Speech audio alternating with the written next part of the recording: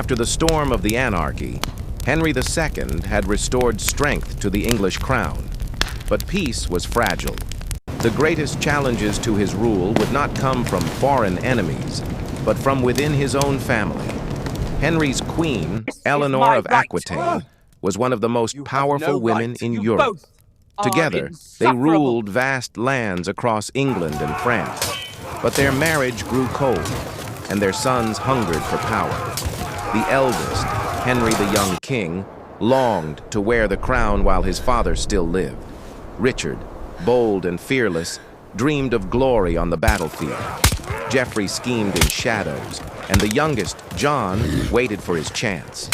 When Henry refused to share power, rebellion erupted. There's a rumor. His own sons, backed by Eleanor and France's king, turned against him.